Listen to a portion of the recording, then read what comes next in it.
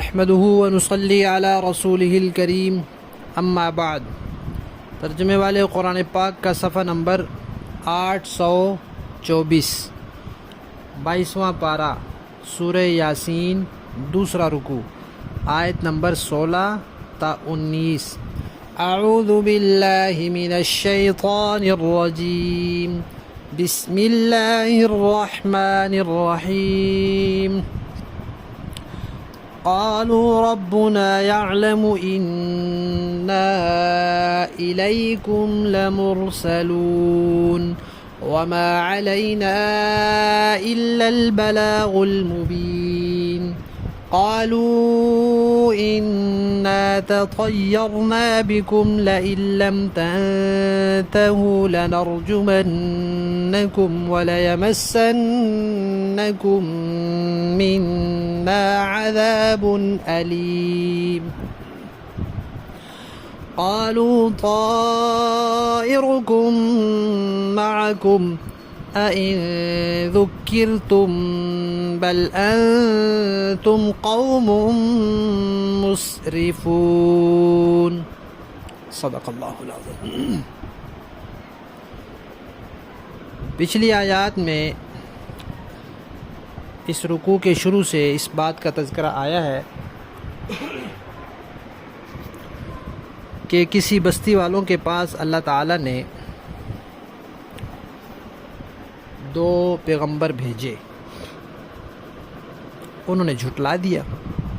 اللہ تعالیٰ نے پھر تیسروں کو بھیجا اور تینوں نے ان سے کہا کہ ہم اللہ کے بھیجے ہوئے ہیں، یا بعض تفسیروں کے مطابق کسی پیغمبر نے اپنے قاصد بھیجے، تو انہوں نے کہا کہ بھئی آپ تو ہمارے جیسے انسان ہیں، اللہ تعالیٰ نے تو کبھی کوئی چیز نازل ہی نہیں کی، نعوذ باللہ آپ جھوٹ بولتے ہیں۔ تو اس کے جواب میں ان پیغمبروں نے کیا فرمایا، اب اس کا تذکرہ آ رہا ہے۔ اللہ تعالیٰ فرماتے ہیں انہوں نے کہا کہ ہم یہ کہہ رہے ہیں کہ ہم اللہ کے بھیجے ہوئے ہیں،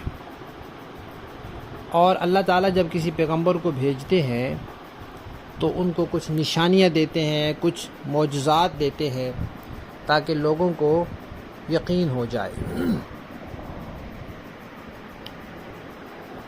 تو انہوں نے کہا دیکھو اللہ جانتا ہے جو کچھ ہم کہہ رہے ہیں، اگر ہم جھوٹ بول رہے ہیں، خام خواہ ہی کہہ رہے ہیں کہ اللہ نے ہمیں بھیجا ہے، ہم اللہ کے بھیجے ہوئے ہیں، تو پھر اللہ تعالیٰ ہماری بات نہیں چلنے دیں گے۔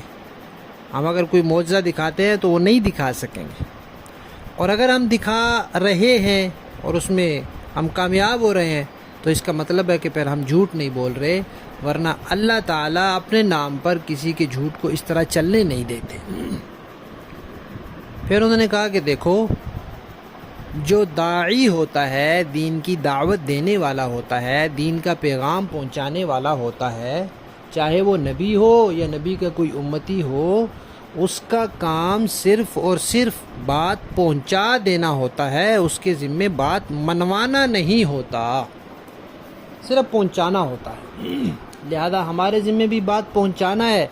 ہم نے جب تم تک بات پہنچا دی، ہم الحمدللہ کامیاب ہو گئے، ہمیں جس مقصد کے لیے بھیجا گیا تھا وہ مقصد پورا ہو گیا۔ اب تم مانو یا نہ مانو وہ تمہارا کام ہے۔ اچھا پھر کیا ہوا؟ جب یہ انبیاء وہاں گئے یا یہ انبیاء کے قاصد وہاں گئے تو اتفاق سے وہاں بارشیں بند ہو گئی اور قحط آ گیا، پھلوں کی، پیداوار کی، ہر چیز کی کمی ہو گئی، اور لوگوں کے آپس میں لڑائی جھگڑے بڑھ گئے، اختلافات ہو گئے۔ تو وہ الٹی عقل والے لوگ تھے، ان کو سوچنا تو یہ چاہیے تھا کہ ہم اللہ کی نافرمانی کر رہے ہیں، یہ انبیاء آئے، ان کو ہم نے جھٹلایا ہے، ہم نے ان کی دعوت پر لبیک نہیں کہا، تو اس لیے یہ اللہ تعالیٰ کی طرف سے عذاب آیا۔ انہوں نے الٹا ان کو کہا کہ نعوذ باللہ تم منحوس ہو اور تمہاری وجہ سے ہمیں ان مصیبتوں کا سامنا ہو رہا ہے۔ پھر انہوں نے ان کو دھمکی دی، بستی والوں نے ان کو دھمکی دی اور کہا کہ تم باز آ جاؤ، یہ جو تم باتیں کر رہے ہو اس سے باز آ جاؤ، ورنہ ہم تمہیں سخت سزا دیں گے اور اس کے بعد پتھر مار مار کے تمہیں ختم کر دیں گے۔ تو انہوں نے جواب میں بستی والوں سے کہا کہ تمہاری عقل الٹی ہے، ایک تو تم نے اللہ تعالیٰ کی احکامات کی خلاف ورزی کی، غلط عقیدے اپنائے، غلط اعمال کیے، اس کی وجہ سے تمہارے اوپر وبال آیا، قحط آیا۔ اب تمہاری عقل الٹی کہ تم اس کا سبب بھی ہمیں سمجھ رہے ہو۔ ہماری دعوت پر ایمان لاؤ تو تمہارے حالات بہتر ہوں۔ پھر کہا کہ صرف اس لیے کہ تمہیں ایک نصیحت کی گئی ہے، تمہیں ایک دعوت پہنچائی گئی ہے، ایک اچھی بات تمہیں بتائی گئی ہے، اس لیے تم ہمیں کہتے ہو کہ ہم تمہیں پتھر مار مار کے ختم کر دیں گے۔ یہ تو بہت بری بات ہے۔ ہر چیز کی ایک حد ہوتی ہے، تم تو حد سے بڑھ گئے ہو۔ اتنی سی بات پر تم ہمیں دھمکیاں دے رہے ہو کہ ہم تمہیں پتھر مار کے ختم کر دیں گے۔ ایک بات یہ یاد رکھنے کی ہے کہ کوئی شخص نبوت کا دعویٰ کرے تو پھر وہ کوئی شعبدہ نہیں دکھا سکتا، کیونکہ اگر سچے انبیاء بھی نبوت کا دعویٰ کریں اور معجزات دکھائیں، اور کوئی جھوٹا نبوت کا جھوٹا دعویٰ کر کے بھی کوئی ایسی چیز دکھا دے تو پھر لوگ فیصلہ کیسے کریں گے؟ اس لیے کوئی نبوت کا جھوٹا دعویٰ کرے تو پھر اللہ تعالیٰ اس کے ہاتھ پر ایسی چیزیں ظاہر نہیں کرتے۔ البتہ قیامت کے قریب دجال آئے گا، وہ خدائی کا دعویٰ کرے گا تو وہ کچھ اس طرح کی چیزیں دکھائے گا، کیونکہ اس نے آنا ہے اور اس کے ہاتھ پہ ایسی چیزیں ظاہر ہونی ہیں، اس لیے اللہ کے نبی نے اس کے بارے میں پہلے سے ہی بتا دیا۔ دوسری بات آج کے سبق کے حوالے سے یہ ہے کہ یہاں لفظ آیا ہے تطیرنا۔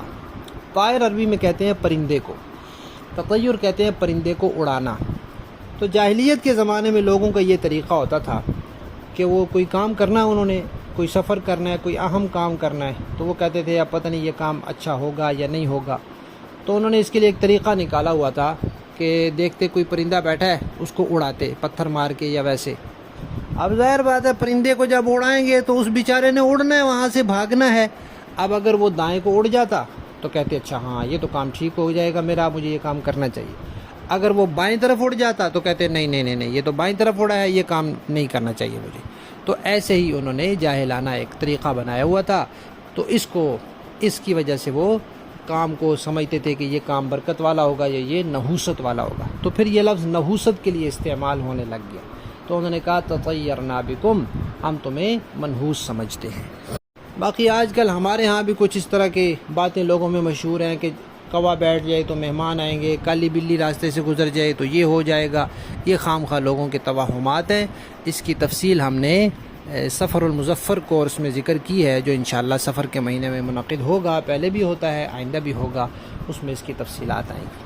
اب لفظی معنی دیکھیے، قالو، ان مرسلوں نے، ان قاصدوں نے کہا، ربنا، ہمارا رب، یعلم، جانتا ہے، انا، کہ یقیناً ہم، الیکم، تمہاری طرف، لمرسلون، بھیجے گئے ہیں، وما علینا، اور نہیں ہے ہمارے ذمے، الا، مگر، البلاغ، پہنچا دینا، المبین، صاف ستھرا، کھلا کھلا پہنچا دینا۔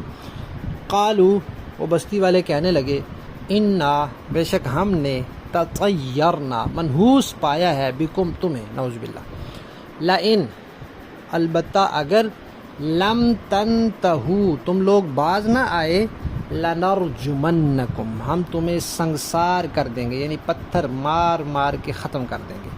اور ایسے بھی نہیں، پتھر مارنے سے پہلے بھی ہم سزا دیں گے۔ ولا یمسنکم، اور پہنچے گا تمہیں ضرور، منا، ہماری طرف سے، عذاب، ایسا عذاب، علیم، جو دردناک ہوگا۔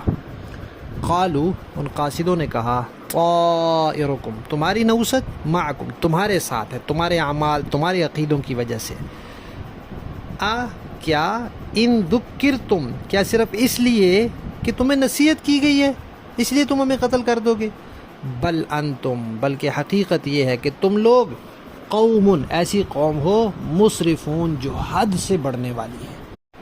با محاورہ دیکھیں جی، قالوا ربنا يعلم انا الیکم لمرسلون، ان رسولوں نے کہا کہ ہمارا پروردگار خوب جانتا ہے کہ ہمیں واقعی تمہارے پاس رسول بنا کر بھیجا گیا ہے، وما علینا الا البلاغ المبین، اور ہماری ذمہ داری اس سے زیادہ نہیں ہے کہ صاف صاف پیغام پہنچا دیں۔ قالوا إنا تطيرنا بكم لئن لم تنتهوا لنرجمنكم وليمسنكم منا عذاب أليم۔ بستی والوں نے کہا ہم نے تو تمہارے اندر نحوست محسوس کی ہے، یقین جانو اگر تم باز نہ آئے تو ہم تم پر پتھر برسائیں گے اور ہمارے ہاتھوں تمہیں بڑی دردناک سزا ملے گی۔ قالوا طائرکم معکم، رسولوں نے کہا تمہاری نحوست خود تمہارے ساتھ لگی ہوئی ہے۔ اَإِن ذُكِّرْتُم بَلْ أَنتُمْ قَوْمٌ مُسْرِفُونَ، کیا یہ باتیں اس لیے کر رہے ہو کہ تمہیں نصیحت کی بات پہنچائی گئی ہے؟ اصل بات یہ ہے کہ تم خود حد سے گزرے ہوئے لوگ ہو۔ صدق اللہ العظیم۔ تو اس سے ہمیں سبق یہ ملا ہے کہ بدعمالیوں کی وجہ سے کوئی مصیبت آ جائے تو اس کا ذمہ دار دوسروں کو نہیں ٹھہرانا چاہیے، بلکہ اپنی اصلاح کرنی چاہیے، اپنا عقیدہ، اپنا عمل درست کرنا چاہیے۔